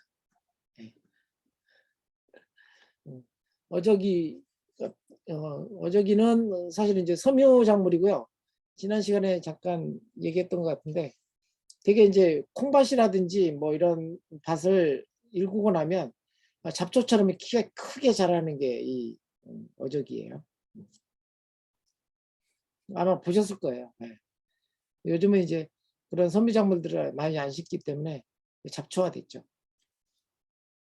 달맞이꽃 이른 아침에 볼 수 있죠. 나팔꽃처럼. 일찍 일어나시면 피어 있습니다. 햇볕을 받으면 일단은 이제 쓰러지죠.